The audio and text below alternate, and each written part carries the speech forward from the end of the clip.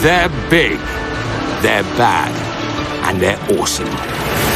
Tractors come in all shapes and sizes, and they can do just about anything. There are millions of tractors on the planet, and we check out the very best of them. Amazing classics. Unbelievable sea tractors. And the most powerful tractors in the world. We're going out, boys! We get to meet the fanatics who build, modify, and even race these incredible machines. It's a wild world full of surprises. So buckle up for the ride of your life. Good run, good run! That makes me stoked. This is the world's most amazing tractors. Coming up, the biggest tractor in the world. All right, let's get this thing started and take her for a drive.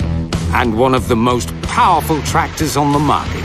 You're the king of the road when you're going down the road in this. A family of tractor fanatics push their homemade machine to the absolute limit. We're good, we're firing.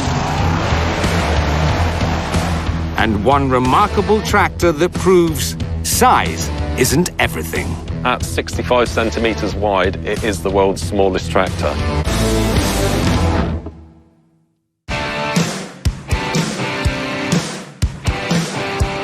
Montana, North America, big sky country. 45 years ago, tractor builder Ron Harmon got a call for a new commission. But his clients didn't want him to build any old tractor. They needed the biggest tractor, capable of maximizing their farming capacity. The Rossi brothers, they had about 10,000 acres of cotton, and they were only able to do a third of their acreage every year. They wondered if they could raise a lot more crop.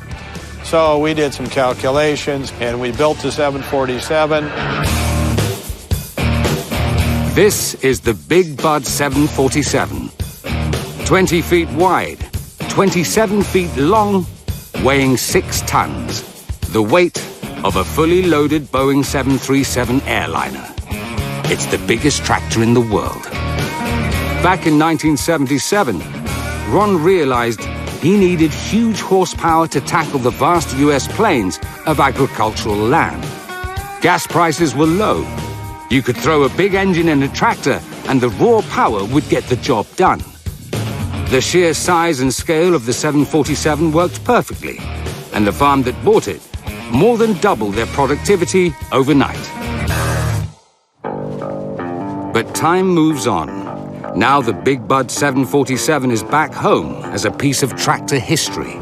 Well, here's the tractor. This is a 16V92 Detroit engine. It's at 1,100 horsepower. It's been in this tractor ever since it was built in '77. There's one thing a big tractor with big horsepower needs: big tires. Well, these tires are 55 inches wide, so they're 46-inch rim. And you can see I'm roughly just a little less than 6 feet, so you can see how much taller the tire is than I am. Taking control of a massive record-breaking machine is not for the faint-hearted. But Ron has climbed up to this cab hundreds of times before. All right, let's get this thing started and take her for a drive. This is what the biggest tractor ever made sounds like. Sounding good.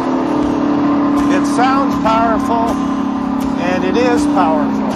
But when you get this thing revved up to 2,100 RPM, it can really impress you about what it will pull and how fast it will pull it. Time for Ron to show us what this middle-aged monster can do.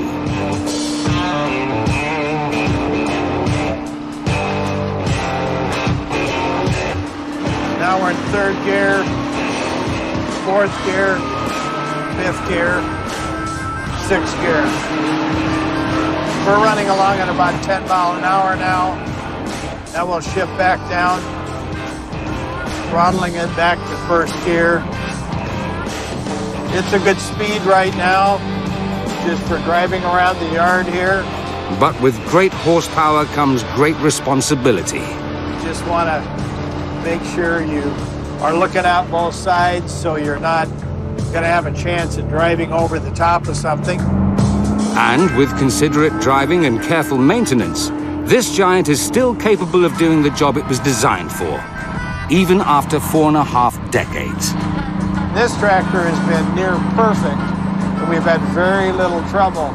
And this tractor is as capable today of going out and going to work in the field as it was the day it was built. It's ready to go to work today if we wanted it to. The 747 is the biggest of any tractor ever built. This tractor is the big one, the king of kings. Longer than a bus and 5 times as heavy, this beast is built to last. Despite being 45 years old, no one has ever built a bigger tractor. But that's not the only cool thing about the 747, or any of the other tractors Ron's company has built over the last 50 years. The cab folds back up, the engine, the transmission, all slides out of the tractor for servicing, which allows you then to put a different engine in later. You're not stuck with what the manufacturer used at the time for components. That's why the 747 is still running now. Over the decades, tractors have become so much more efficient, and fuel prices have risen to such record highs, meaning this one was retired from daily service in 2009. But despite its age, the Big Bud 747 is still capable of doing a tough job in the unforgiving Montana terrain. We just took a different approach to how to design a tractor. We designed it with the farmer in mind. We did not build a 747 for just having the biggest tractor in the world built. We just wanted to build something big enough to do the job, and that's what we did. The world's biggest tractor is still going after 45 years with its original engine. It looks like it'll still be running for many years to come. Coming up, one tractor fanatic takes £500,000 worth of prime farming gear for a spin. Or is it the other way around? And the tractor's now steering itself. I'm not steering. And 4,000 miles away in Florida, a tractor-obsessed family put it all on the line for the first meet of the tractor pulling season. We're good? We're firing? 4 or 5 seconds to full throttle. Hope you stay straight.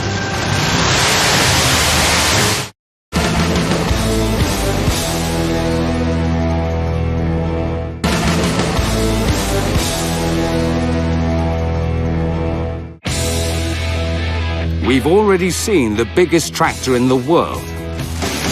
But still to come, we deep dive into a world of tractor fanatics who travel tens of thousands of miles every year for their shot at glory. Good run, good run.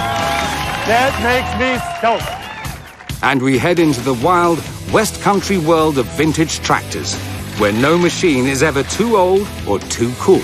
It's just for the love of driving tractors. Once you get bit, when you're sat on a tractor at 12 years old and you drive it, it bites.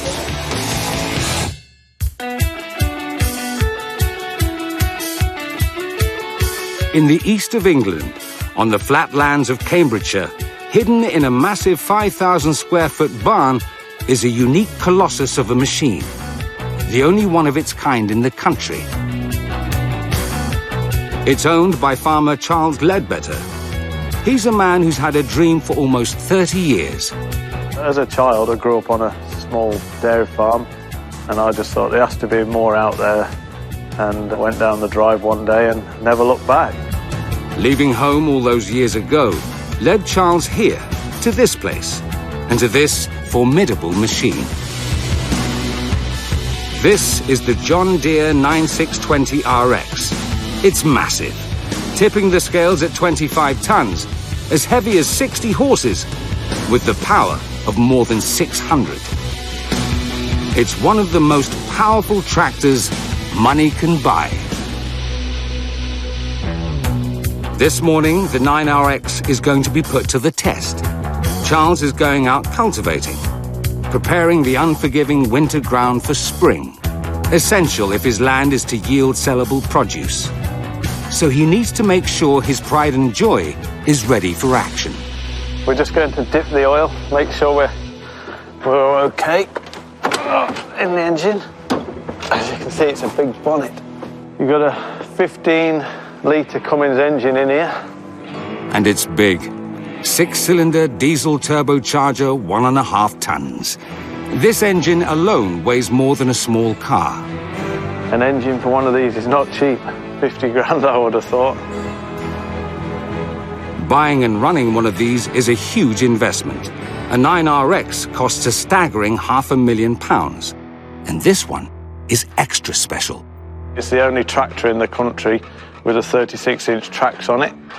36 inches, twice the width of the tracks on a Sherman tank. There's several of these John Deere 9RXs in the UK, but they're all on 30-inch belts.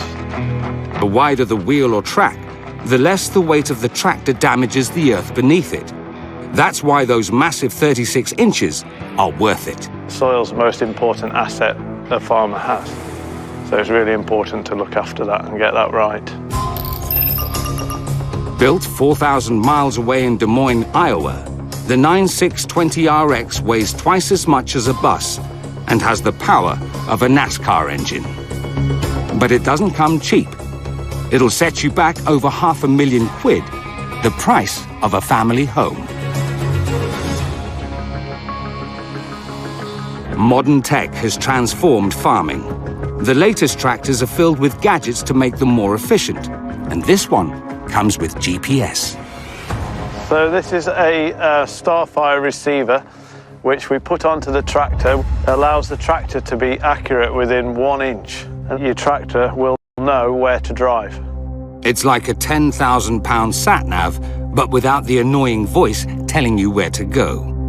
But for Charles, it's worth it, because thanks to the GPS, his tractor can drive itself with extreme precision. There we go.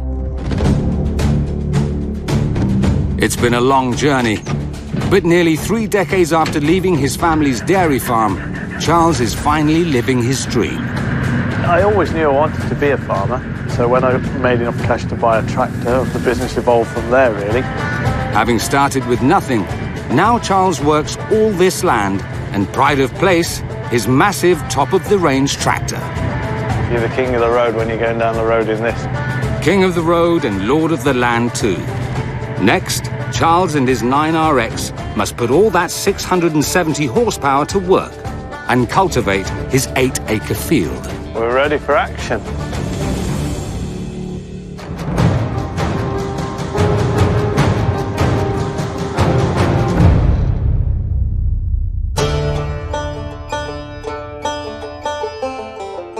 Zellwood, Florida. It's the depths of winter in the Sunshine State. 30 miles from Orlando's Disney World, crowds of hardcore tractor fans are gathering in anticipation. It's the first tractor pulling event of the season. Tractor pulling is a high-octane, high-drama motorsport all about power. Competing tractors are hooked up to a massive weight, which they have to pull down a 300-foot track. Whoever pulls the farthest wins. There are competition classes for tractors of all different shapes and sizes, but they all share the same goal: get to the end of the track. Crowds and competitors travel across the US all year round to take in the power, speed, thrills and spills. And for one family in particular, an 1,100-mile journey through 8 states over 48 hours is well worth it. We left Buffalo the day before yesterday, 22 inches of snow on the ground and 10 degrees, so we're real happy to be down here in Florida in the 70-degree sunshine. Mike Cale and his family are tractor-pulling fanatics. They pour all their free time and cash into this wild world of noise and machinery, all in the hope of victory. They've spent thousands on it. My wife, Mary, is my pilot. She does the driving. I got my son here as my crew chief, Ryan Cale. We've been pulling since 2018. We've been competing. I mean, every year we seem to do a little more, a little better. Every year, Mike and his family travel 14,000 miles to compete in tournaments like this, with their prized tractor following right behind in the trailer.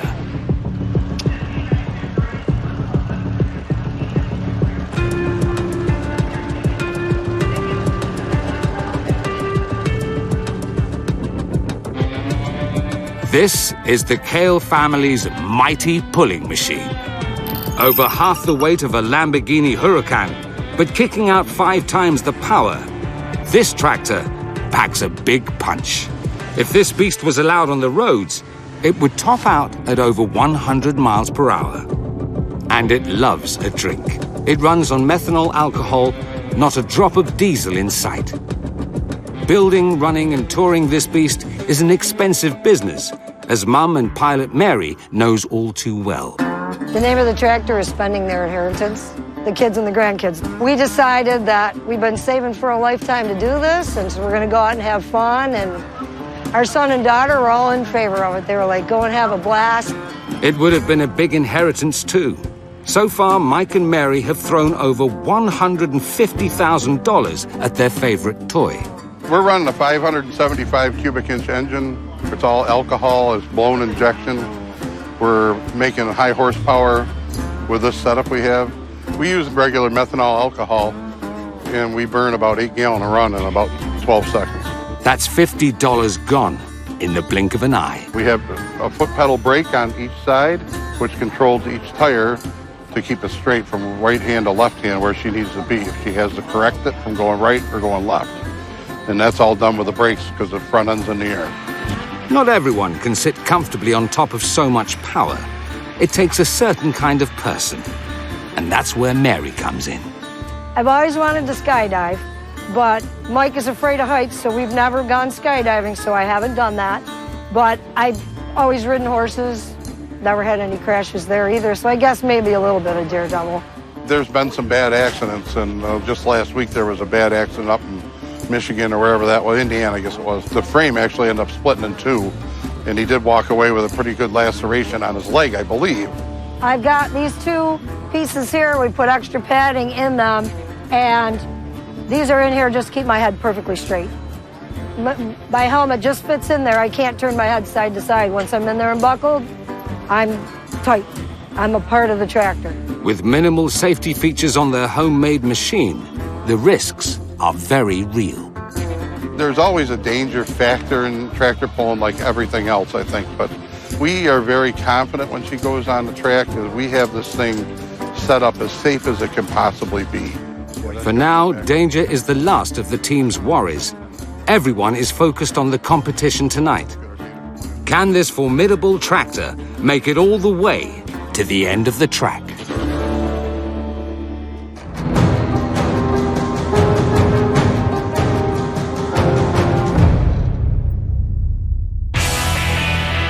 Cambridgeshire, in the east of England. The John Deere 9RX, a 500,000-pound monster machine. With 670 horsepower, it's one of the most powerful tractors on the market. And it's about to be put to the test. Today, farmer Charles Ledbetter is going to need that power to help him prepare a field for sowing crops. He's hooked up the tractor to a cultivator, a giant 21st century equivalent of a plough. We're basically ready to go cultivating. This tractor is so big and the cultivator so wide that performing repeated elaborate tight turns is inefficient. But the inch-perfect GPS system means that big can also be smart. It automatically plots the most fuel and time-conscious route around a field. Directing the 9RX up and down alternate strips with incredible accuracy cuts down on fuel consumption, saving thousands of pounds across the farming season. So this tractor is set to go to 10 kilometres and it will find the right gears. You've noticed it's fully automatic and the tractor's now steering itself. I'm not steering. It's following that line. Yeah, so when we're cultivating, the speed we want to be going at is 12k. So this tractor will keep going up to 12k now. While self-driving cars will be a part of the not-too-distant future, self-driving tractors are already here. But they're not without danger, especially when working in a field with power cables carrying 400,000 volts of electricity. If the operator's busy concentrating, watching the machine behind, might not be thinking about the pole, and there has been several collisions with tractors, and they don't always end well. Fortunately, this farmer has 28 years behind the wheel under his belt, so there won't be an electrical tractor disaster today.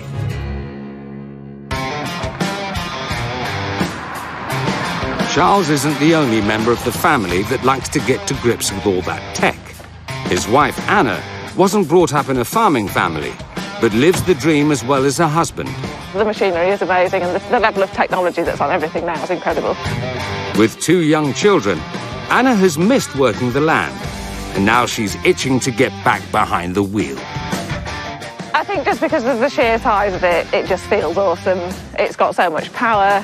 I call it a feel-good tractor. You get on it and, you know, you can't help but feel good because it is just amazing.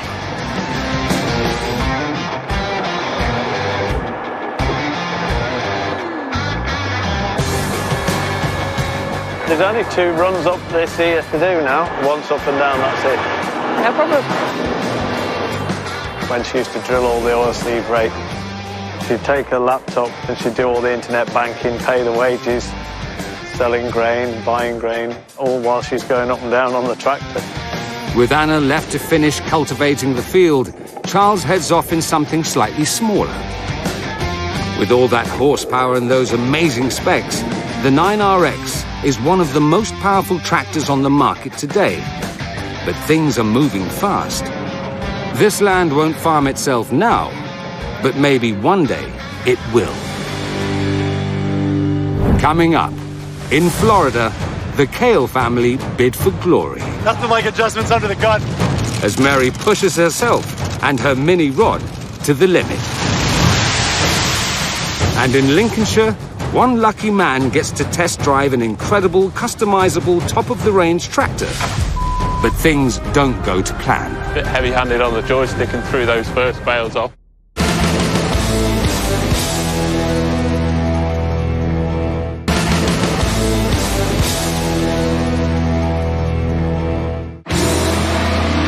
We've already seen powerful ones, smart ones, and homemade ones. But still to come, we have some classic vintage tractors. The standard of the restoration is incredible. And a brand new, fully pimped, customizable tractor with the X Factor.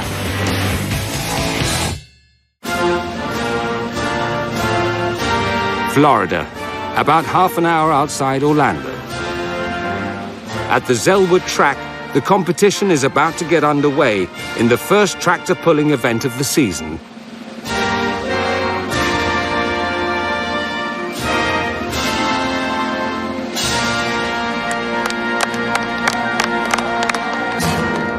Competing teams are keeping a close eye on proceedings. Up next, we have Jeff Hardenbeck pulling Mighty Moo. Well, it looks like we have a small tire mini class just starting up here. Ryan and his family have traveled 1,100 miles from New York State to be here. They're a team called Spending Their Inheritance, and they'll be competing tonight. I'm looking to see if there's any dust off the track, what kind of dirt it throws. We don't want dusty. Dusty means dry, dry means very little traction. In under 2 hours, Ryan's mother will be taken to the track in their super powerful home-built tractor. She'll be hooked up to a massive weight on wheels known as a sled. To win, she needs to pull the sled further down the track than any other tractor in their class. It took them a long time to get the throttle to get some traction. You can only go as fast as the traction you have. It's kind of akin to drag racing. Soon the team will head to the track. Time for one last pep talk. Well, you'll have to run it like usual tonight. Okay. Proud of how you've come so far. Been doing good. The temperature drops as night falls in Florida, but the competition is hotting up. All right, up next on the garden tractor sled, we have Jacob Catarelli pulling the Alcoholic. The team make their final preparations and any adjustments. The tractor is going to need every bit of that 3,000 brake horsepower working efficiently if it's to pull the sled to the end of the track. thinking about the run. I want to go nice and straight. I want to get out of the hole, get hooked up, and then probably about 4 or 5 seconds to full throttle. And hope she stays straight. We're ready. Okay, we're good? We're firing? Ryan, you gonna back her in? We're ready. Mary is going to be the first of 3 tractors in their class to pull tonight. All eyes are focused on the team's tractor as it makes its way out onto the track.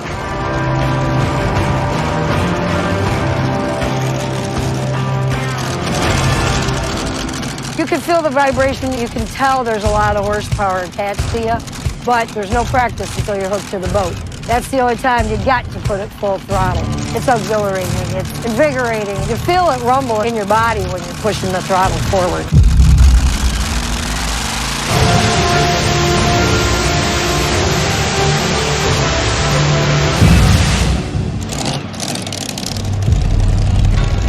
It's a disaster for Mary and the team.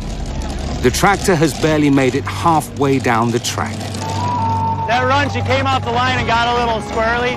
We're going to go back to the pits and take a look and make sure everything's okay and see if we're going to go again or not. It did not feel good. And if it doesn't feel good, that's why I let out. Because if you just keep going, nothing good ever happens. Mary couldn't get enough traction from the start and was never able to recover. I mean, it's frustrating because normally once we launch, the front end comes off the ground and we travel the length of the track without any issue. And the track being hard, it really didn't help it. It's not what we want to do. Seal run B, you need to go to the registration booth. But there is some good news. The team will be allowed to run again, giving them one more shot at glory. But they need to work out how to give the tractor more grip on the ground. Dropping air pressure to see if we can solve the bounce we had first run. We think the tires were too hard. Nothing like adjustments under the gun. The family have spent over $150,000 building and running their tractor. Whether they return home happy all depends on the next 13 seconds.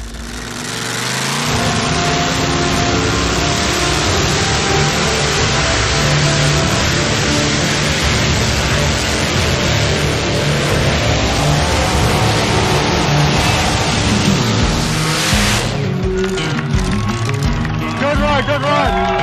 That makes me stoked. That tire pressure adjustment I really think helped. She didn't get the bounce coming out. She drove right through it. Hell of a drive. You gave it time, waited. Ah! Nice driving. Mary pulled that massive sled 298.6 feet down the track. It's a brilliant performance. But she came just 1.5 feet short of the winner. So the family will have to settle for second place this time. The second run went much better. The track was really hard, took a lot to get hooked up.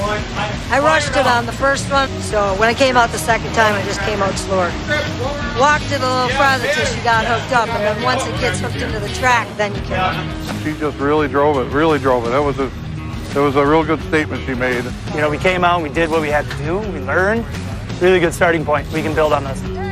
And so Mike, Mary, and Ryan head home to New York State, brimming with pride, and already looking forward to their next competition.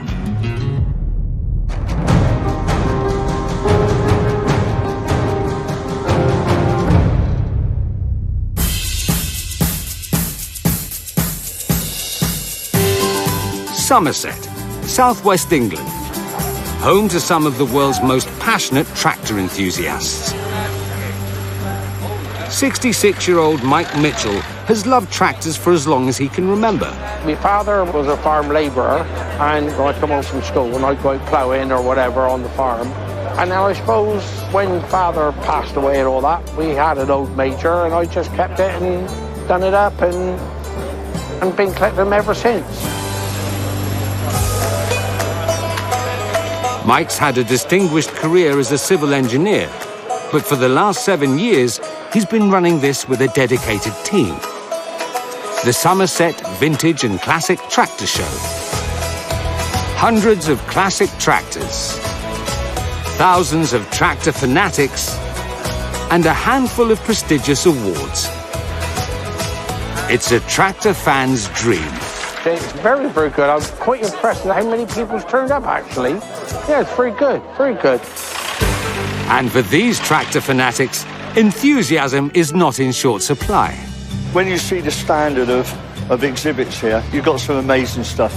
Everything from the oldest to the newest, and there's some brand new ones outside, there's some old ones in there, and in the other sheds. It's just good to get out. Just the way they put together, and it's almost steam engine technology, and that appeals to me.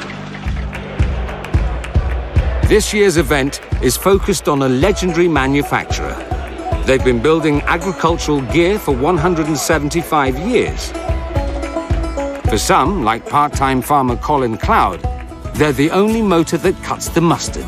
It was just Massey for me, it's red for me. I've got quite a fleet of Massey combines. Just to have these three here, I mean, 1250 next door, that's a rare tractor to have here. And it's not just the grown-ups that love these remarkable machines. The passion is passed on from generation to generation. I've got a young nephew, Samuel. He owns this tractor, but we help him restore it. So this was his first restoration. We bought the 145, which is an export model. We do use them for working events, so they're not just showpieces. We have washed and polished them up for this event, but it's just for the love of driving tractors. Once you get bit, as a kid, when I was on that farm and you're sat on a tractor at 12-year-old and you drive it, it bites. While not all tractors on display are competing for awards, the highlight of the fair is the judges' prizes. And those on the judging panel have high expectations. We're looking for tractors to be totally as original, very well presented, and nice mechanical condition. And once the judges have viewed all the competing tractors, it's time for the moment of truth.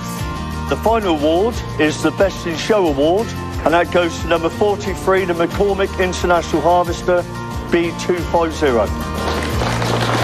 The fair has been a roaring success. The passion for these vintage machines has been evident across generations. There's been more than just classic and vintage tractors on display here.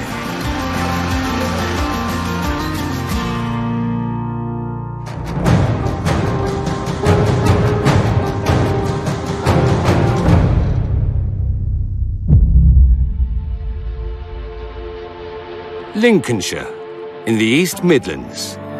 4,500 square miles of hills and fens.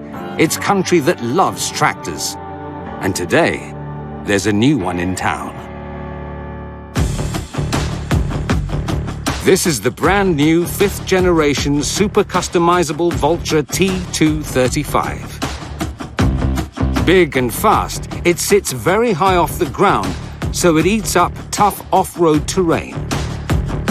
Everything from paint color, interiors, sound systems and tech are available as options. Like buying a brand new car, you can make it your own and give it the X factor. And today, this one is in the hands of a very lucky man. Dad's in lorries, always fiddled with engines since I was little. Just stems from playing with toy tractors as a child and now to play with bigger toys. Seth Bradford's job today is to give this beast a test drive and see what it can do. This is fully loaded with spec, so there's a few new features to try out. So we'll see how it performs today. Well, it should do pretty well. The T235 is a big boy. It weighs more than 2.5 rhinos and is pretty rapid, topping out just over 35 miles an hour. Today, Seth's gonna trial all that power and tech with a test of its capabilities. Just going to load up with the telehandler now. Got a better grab on the front, so we should be able to lift 4 at a time, make life easier when loading the trailer. Strap them down, make them safe, and then take it for a run up the road.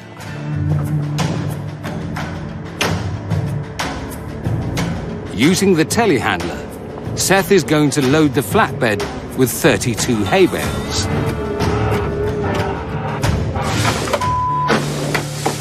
Or at least try to. I pushed them over. A bit heavy-handed on the joystick and threw those first bales off. We'll try again. I'll be a bit more gentle this time. Just the 8 trips to fully load the flatbed, not counting the mishap. Eventually got it loaded. Luckily, the only thing that suffered was that tree, so got them on in the end. I'll just get these ratchets strapped on, and then we can take them up the road. The full weight of trailer plus bales is a massive 18 tons, as heavy as 1,200 crates of beer. But how will the tractor fare hauling that huge load down a mile of semi-agricultural service roads? All strapped on nicely. Now we'll see what the tractor can do.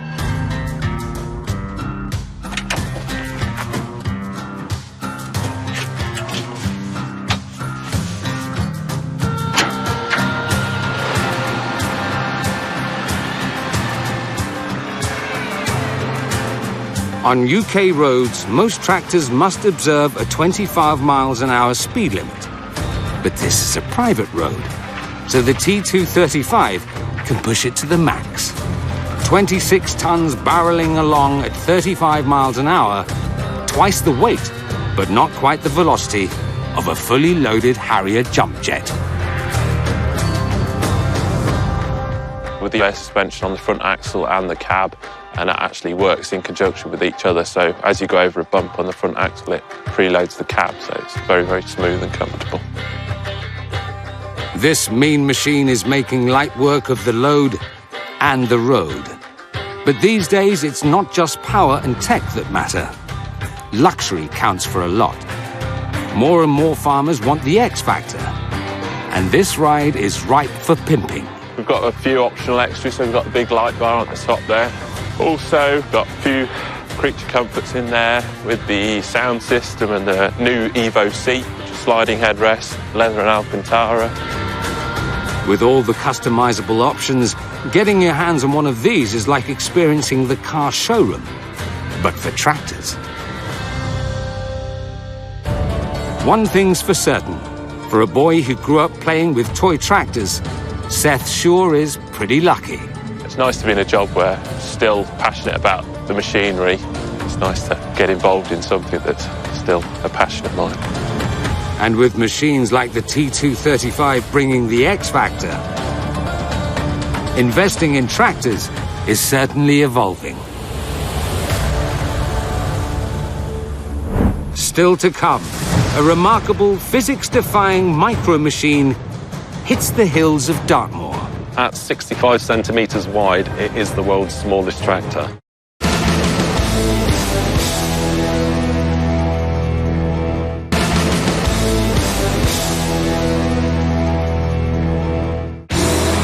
We've witnessed the size. We've felt the power. We've seen the coolest, and we've enjoyed the classics. But now we're about to see something very different. Dartmoor, 250,000 acres of moorland in southwest England. And at the heart of this fabled landscape, 70 acres worked by a man with a unique passion. Stuart and his family farm Christmas trees, 250,000 of them to be precise. We grow Fraser fir, we grow Nordman fir, and we also grow a small amount of the traditional Norway spruce. You've got 250,000 trees to prune, and it's not a quick job. Especially when your customers need you to help provide the perfect centerpiece for Christmas. We are aiming sort of top end of the market. 2019, we supplied the Christmas tree outside of Downing Street. But rich and famous clients come with pressure, and working this land with trees that can grow over 20 feet high involves back-breaking graft. A lot of our work has always been traditionally manual labour, but as I moved to the twilight of my life, I want to start making it easier on myself.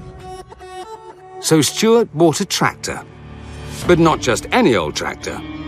An incredible, perfectly engineered piece of machinery. This is Stuart's Fort Sirio 4x4 Compact. It's the smallest tractor on the market.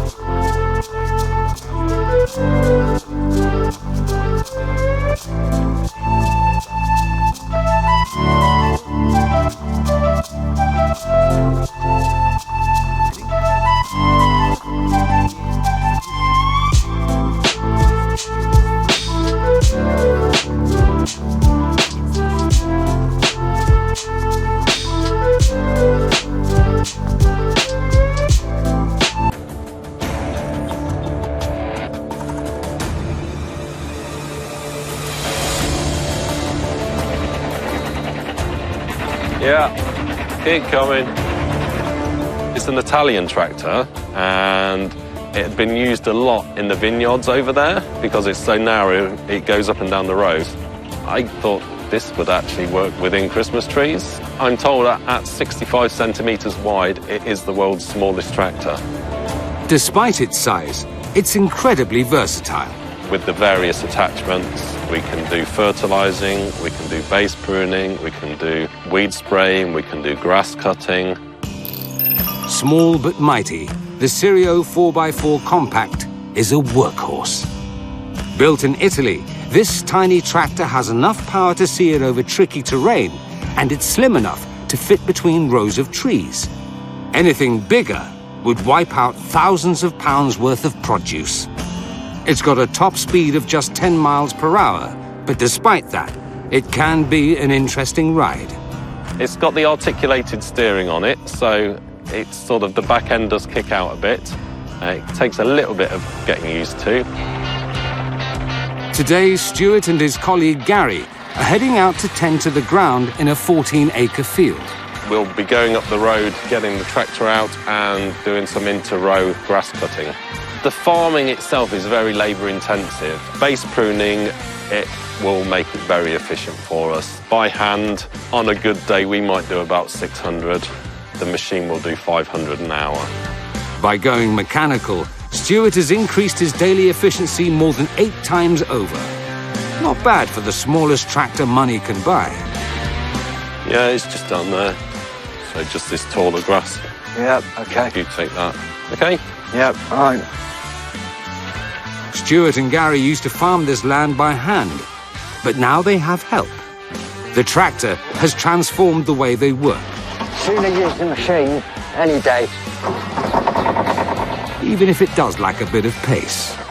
It's just got the 2 gears, but if we take it out on the road, there is a throttle. You can put it at full throttle, but I would imagine you're only doing 10 miles an hour. It's not very fast at all.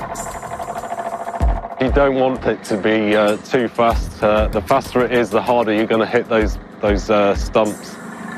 Gary is going to trim the grass through this 14-acre field. I'll go straight in the second one, guys. And then go from there. It's simple but important work. Maintaining the fields is vital to the health of the trees. No one wants a stumpy Christmas tree. If you've got grasses going up in the trees there, you tend to get more insects going up there. So by keeping the grass low, we can keep the population of aphids, etc. down. As well as the tractor itself, Stuart's invested in accessories. In this case, a double-bladed rotary grass cutter. On the back there, it's got some spring tensioners. If you've got the smaller trees, you can have it on a very light setting, so it will push off of them. So there's no chance at all of you going over the top of those trees. And the longer the row, or the bigger the headland, the faster you can get through it because you haven't got that time turning the thing around. And because of its unique dimensions and its all-wheel drive capability, it's got a really tiny turning radius, perfect for getting out of tight spots. He's just got a couple more rows now. He'll do those, and then that's him finished for the day. We'll be able to get up and down the rows to do the jobs tomorrow, and then he'll move on to the next patches. The world's smallest tractor is a massive success.